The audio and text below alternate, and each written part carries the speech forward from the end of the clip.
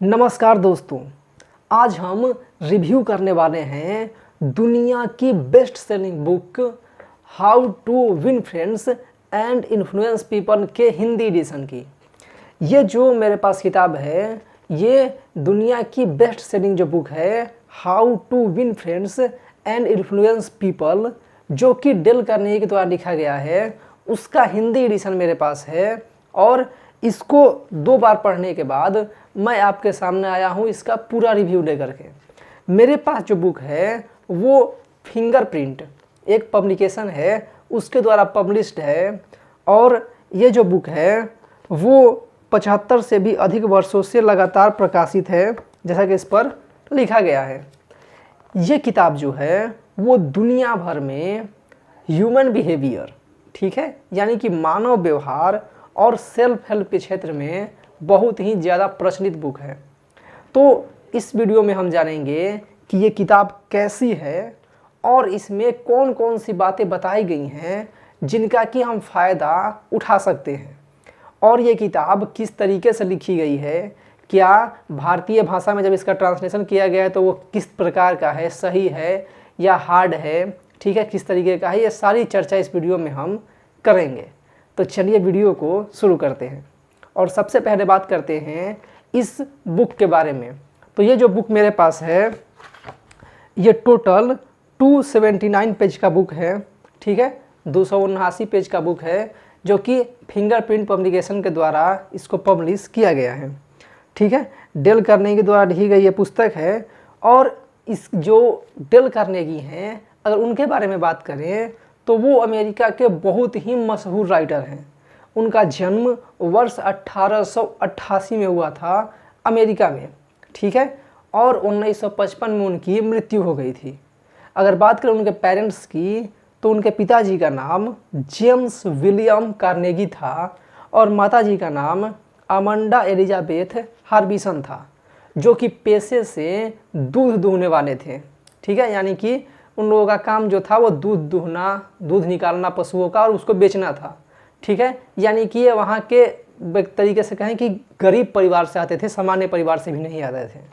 और इसके बाद इन्होंने चल करके और अपने जो बिजनेस है या बाकी चीज़ें हैं उसके बारे में जानी, और इसके बाद इन्होंने इतनी किताबें लिखी कि इनकी बहुत सारी जो किताबें हैं वो दुनिया भर में उसकी मिलियंस ऑफ कॉपीज बिक चुकी हैं।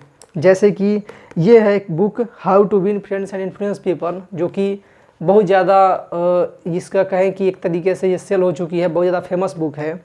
इसके अलावा डेल कार्नेगी एक और भी किताबें हैं, जैसे कि अच्छा बोलने की कला और कामयाबी, ठीक है, पब्लिक स्पीकिंग के क्षेत्र में ये जो बुक है वो बहुत ज़्यादा एक तरीके से कहें कि फेमस है और बहुत ज़्यादा यूजफुल भी है। इसके अलावा ये इस तरीके की किताबें जो हैं, जैसे कि how to develop self confidence and influence people by public speaking, ठीक है, बहुत लंबा नाम है इसका, बट इस तरीके की कई सारी किताबें हैं। और किताबें जैसे कि एक किताब आती है चिंता छोड़ सुख से जियो, और इस तरीके की बहुत सारी किताबें जैसे कि लीडरशिप के बारे में, ह्यूमन बिहेवियर के बारे में, बिजनेस के बारे में, और ख़ास करके पब्लिक स्पीकिंग के बारे में, इन सभी के बारे में डेल कार्नेगी की बहुत सारी किताबें पब्लिश हो चुकी हैं। अब बात करते हैं इस किताब की, ठीक है। तो ये जो किताब है इसको बेसिकली जैसे आपके नाम से पता चल रहा होगा कि how to win friends and influence people, तो ये दोस्त बनाने के लिए और लोगों को प्रभावित करने के लिए कौन कौन से काम करने चाहिए, इस पर इस किताब को लिखा गया है। अगर हम इसके जो लिखने की तरीके की बात करें तो ये जो किताब है इसका जो हिंदी ट्रांसलेशन है वो बहुत ही बेहतरीन ट्रांसलेशन किया गया है, और एक तरीके से कहें कि इसको जब आप पढ़ेंगे तो ऐसा लगेगा ही नहीं कि ये इंग्लिश से हिंदी में ट्रांसलेट हुआ है। ऐसा लगता है इसको पढ़ने पर कि जैसे ये हिंदी में ही ये बुक लिखी गई हो, और इतना सिंपल वर्ड इसमें यूज किया गया है। मतलब हिंदी की जो भारत में आम बोलचाल की भाषा है उसको बहुत ही सिंपल तरीके से यूज किया गया है। कुछ किताबें ऐसी होती हैं जो कि जिसमें ऐसे ऐसे वर्ड यूज किए जाते हैं हिंदी के जो एकदम शुद्ध हिंदी होता है, जो बहुत सारे लोग समझ नहीं पाते हैं। लेकिन ये जो बुक है इसमें आम बोलचाल की भाषा में जो शब्द यूज होता है बहुत ज़्यादा टेक्निकल वर्ड यूज नहीं किया गया है, बल्कि एकदम साधारण वर्ड यूज किया गया है हिंदी का, जिससे कि आप आसानी से समझ सकते हैं। अगर हम बात करें इसके विषय वस्तु की, ठीक है, तो इसमें इस तरीके की विषय वस्तु दी गई है जिसको अगर आप देख सकें, ठीक है, यहाँ पर। और इसके बाद इधर भी है, ठीक है। अब अगर बात करें इसमें क्या क्या लिखा हुआ है, तो जो सबसे पहला चीज़ लिखा हुआ है, लिखा है कि अगर शहद पाना है तो छत्ते पर हमला मत करें।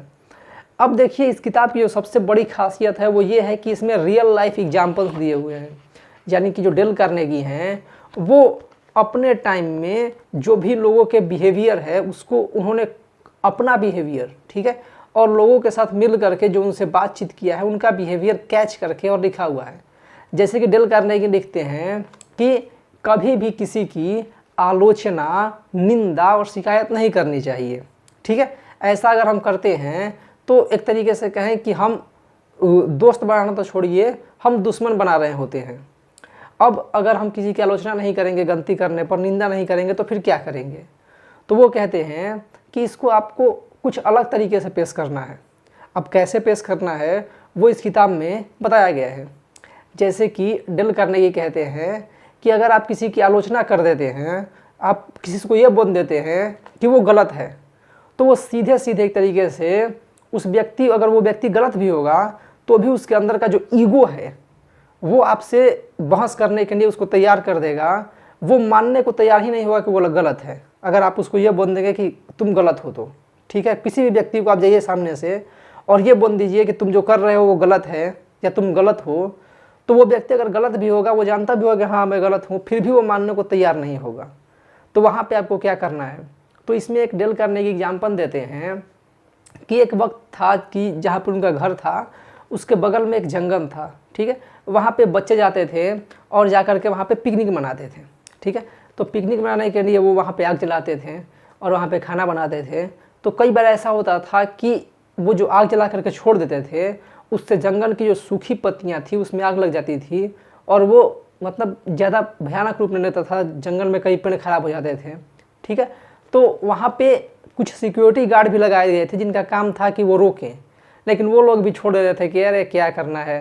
ये तो डेल कार्नेगी ने कई बार शिकायत किया लेकिन उसके बावजूद भी किसी ने नहीं सुना। तो इन्होंने क्या किया कि खुद जा कर के अपना सोचा कि मैं खुद जा कर के इन लोगों को रोकूंगा। तो जो भी लड़के अगर वहाँ पे पिकनिक मनाने जाते थे तो डेल कार्नेगी उनको डांटने लगते थे कि मत मनाओ पिकनिक यहाँ पे, ऐसे मत करो, वैसे मत करो, ठीक है, या मैं तुमको अरेस्ट करवा दूंगा, जेल भिजवा दूंगा, आग लग जाएगी। तो वो लोग क्या करते थे कि वो बच्चे भी इन पर गुस्सा हो जाते थे अगर, लेकिन वो ये बड़े थे तो वो डर जाते थे और जैसे ही ये वहाँ से जाते थे फिर वो आग जला देते थे, ठीक है।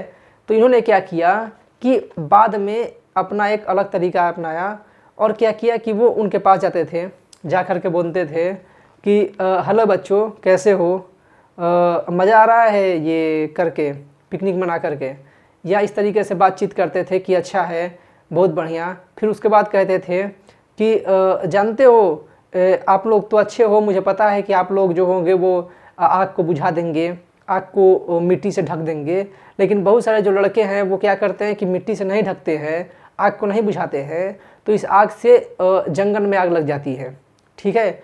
तो आप लोग क्या करो कि अगली बार से जब पिकनिक मनाओ तो उधर जो रेगिस्तान वाला इलाका है, पहाड़ के उस पर जो रेगिस्तान वाला इलाका है वहाँ पे जलाओ, इससे पेड़ों को जलने का खतरा कम रहेगा। फिर अपने से कहते थे कि मैं जानता हूँ कि तुम लोग आग को बुझा दोगे, तुम लोगों को कोई दिक्कत नहीं है, लेकिन दूसरे जो बच्चे आएंगे वो आप लोगों की तरह समझदार नहीं होते हैं, तो इसलिए वो क्या करते हैं कि आग को ऐसे ही छोड़ देते हैं, आग जल जाता है तो उससे जंगल में आग लग जाती है। इस तरीके से करके मतलब वो उन लोगों को नहीं कहते थे कि तुम लोग गलती कर रहे हो, वो ये कहते थे कि मैं जानता हूँ कि तुम लोग बुझा भी दोगे, ढक भी दोगे, जो काम करना था वो सब वो कह देते थे कि मैं जानता हूँ तुम कर दोगे। और उसके बाद बोलते थे कि दूसरे जो बच्चे हैं ना वो नहीं कर पाते हैं, उनको इतनी समझ नहीं होती है, इसलिए आप लोग क्या करो कि इसको ढक देना जाते समय, और अगली बार जब आप मनाओ तो कोशिश करो कि आप किसी ऐसी जगह पर मनाओ जहाँ पे आग लगने का खतरा ना हो। उसके बाद लास्ट में बोलते थे कि अच्छा है आप लोग एंजॉय करो, मैं चलता हूँ। तो ऐसे कह के वो चले जाते थे। अब इससे जो बच्चे थे वो गुस्सा भी नहीं होते थे और इनका काम भी हो जाता था, ये कह के चले भी जाते थे, ठीक है। तो ऐसे ऐसे बहुत सारे एग्जाम्पल दिए हुए हैं। जैसे कि एक एग्जाम्पल ये दिया गया है, इसमें स्किनर का सिद्धांत बताया गया है। स्किनर का सिद्धांत ये बताया गया है इसमें जो स्किनर का सिद्धांत जनरली हम लोग किताबों में पढ़ते हैं, जिसको क्रिया प्रसूत अनुबंधन का सिद्धांत कहा जाता है, वो सिद्धांत इसमें बताया गया है कि अगर किसी जानवर को उसके अच्छे करने पर, ठीक है, जब वो अच्छा काम करता है तो उस पर अगर पुरस्कार दिया जाए तो वो और ज़्यादा अच्छा करेगा या बहुत जल्दी सीखेगा, इसके बजाय कि अगर वो गलती करता है तो उसको दंड दिया जाए।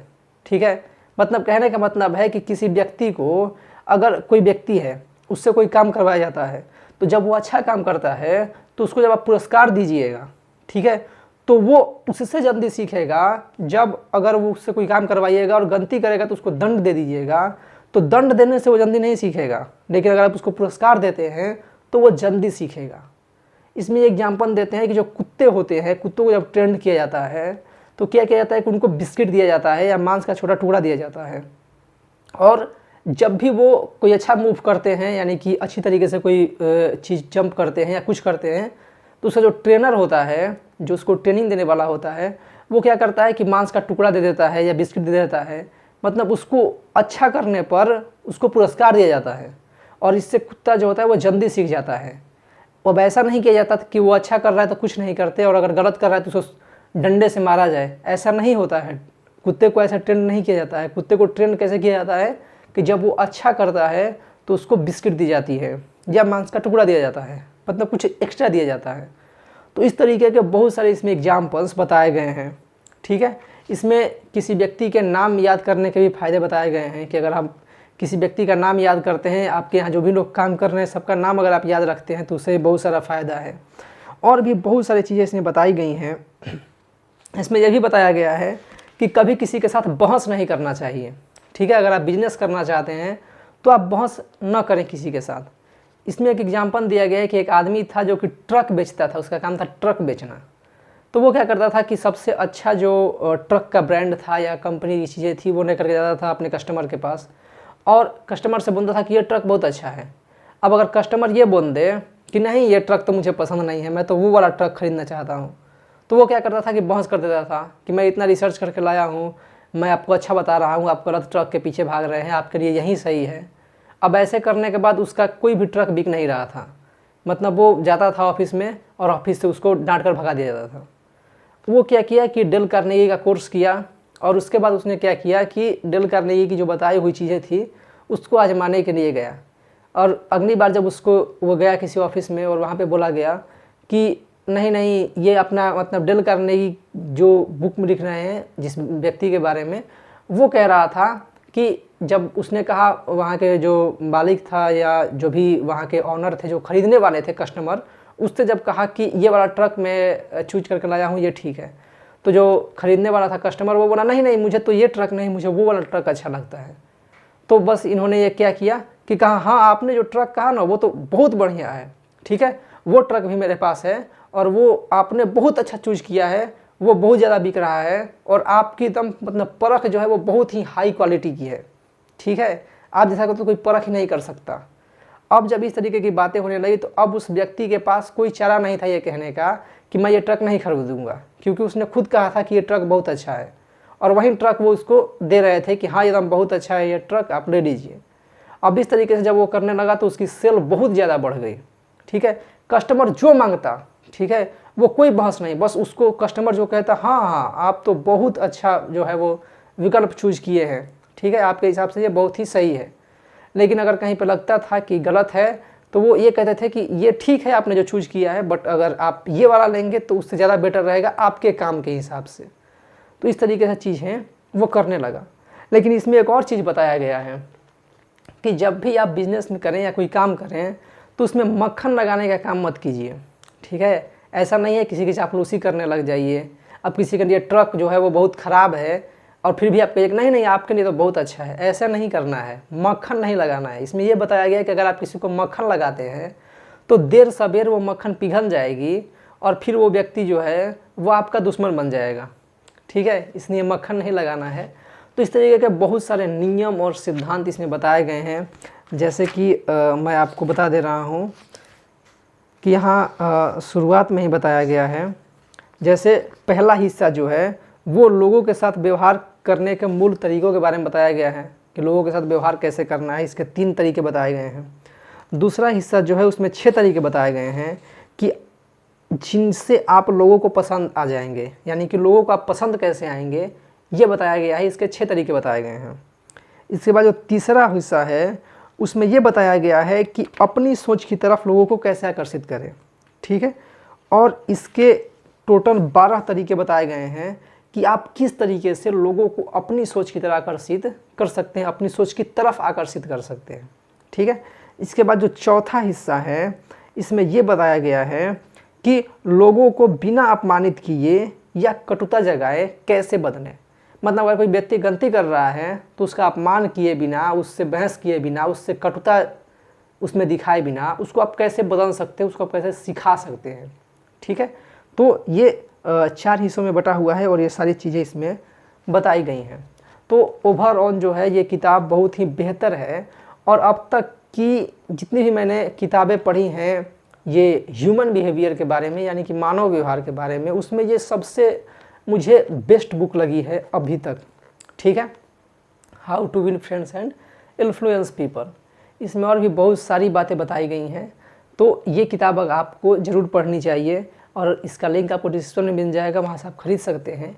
या फिर अगर आपके आसपास किसी दुकान पर मिल रही हो तो वहाँ से भी खरीद कर मेरा ये पर्सनली मानना है कि आप एक बार ज़रूर इस किताब को पढ़ें, क्योंकि इससे आपको ह्यूमन बिहेवियर के बारे में, यानी कि मानव व्यवहार के बारे में बहुत सारी चीज़ें पता चलेंगी। और इसके लगभग हर पेज में, ठीक है, हर दूसरे पेज में या पहले पेज में भी, मतलब जैसे आप पढ़ते जाइएगा तो सारे पेज में बहुत सारे कोट्स दिए गए हैं, मतलब बहुत सारी ऐसी बातें बताई गई हैं जो कि बड़े बड़े मनोवैज्ञानिकों ने कहा है। और कई सारी देशों में जो प्रचलित वहाँ की कहावतें हैं उसको भी इसमें शामिल किया गया है। जैसे कि हम सभी लोग जानते हैं कि चाइना जो है वो बिजनेस के क्षेत्र में बहुत आगे है, यानी कि चाइना के जो प्रोडक्ट हैं वो पूरी दुनिया में बिकते हैं, ठीक है, बहुत अधिक मार्केट है चाइना का। तो चाइना में एक प्रसिद्ध कहावत है कि जिसके चेहरे पर मुस्कान नहीं होती उसे दुकान नहीं खोलनी चाहिए। तो ये कहावत भी इसमें लिखा हुआ है, यानी कि इसमें यह कहा गया है कि अगर कोई व्यक्ति सेल्समैन है, कोई व्यक्ति बेचने वाला है, तो उसके चेहरे पर मुस्कान होनी चाहिए, उसके चेहरे पर हंसी होनी चाहिए, तभी कस्टमर उसके पास आएगा। अगर 2 दुकानें हैं, दोनों पे सेम चीज़ें हैं, सेम प्राइस है, सब ठीक है, और एक व्यक्ति पर एक गुस्सैन सा आदमी बैठा हुआ है, एक पे एक मुस्कुराता हुआ चेहरे वाला आदमी बैठा हुआ है, तो मतलब बहुत अधिक चांस है कि जिस व्यक्ति के चेहरे पर मुस्कान है, जो मुस्कुराता हुआ व्यक्ति है, उसके दुकान पे ज़्यादा लोग जाएंगे, ठीक है। इसमें कई सारे बड़े बड़े कंपनी के सीईओज के बारे में बताया गया है कि वो कहते हैं, अमेरिका के किसी बड़े व्यापारी के बारे में लिखा हुआ था कि वो कहते हैं कि अगर मेरे पास एक ऐसा व्यक्ति आए जो कि मतलब मुस्कुराता ना हो और वो MBA किया हुआ हो, उसके बिजनेस के बारे में बहुत पढ़ाई की हो, और दूसरा व्यक्ति आए जो कि मुस्कुराता हुआ चेहरे से हो, जो मुस्कुरा कर बोलता हो, और उसने मतलब हाई स्कूल तक की भी पढ़ाई की हो, तो भी मैं मुस्कुराते चेहरे हुए व्यक्ति को ही अपने पास सेल्समैन रखूँगा, उस MBA किए हुए व्यक्ति को नहीं रखूँगा। इस तरीके की बहुत सारी बातें इसमें बताई गई हैं। बहुत सारे लोगों का नाम लेकर के बताया गया है, ऐसा नहीं है कि कोई झूठी मूठी बात नहीं कही गई है, बल्कि हकीकत बताया गया है। तो इस तरीके से ये किताब जो है वो पूरी तरीके से ह्यूमन बिहेवियर पर बहुत ही अच्छी किताब है। तो उम्मीद करते हैं आपको ये वीडियो पसंद आई हो। अगर वीडियो पसंद आई हो तो लाइक बटन जरूर दबाते, वीडियो शेयर करें, और हमारे वीडियोज़ के बारे में, चैनल्स के बारे में जो भी सोचते हैं उसे कमेंट बॉक्स में जरूर लिखें, और हमारे वीडियो को शेयर कीजिए ताकि सब तक ये महत्वपूर्ण जानकारियाँ पहुँचती रहे। वीडियो को पूरा देखने के लिए बहुत बहुत धन्यवाद।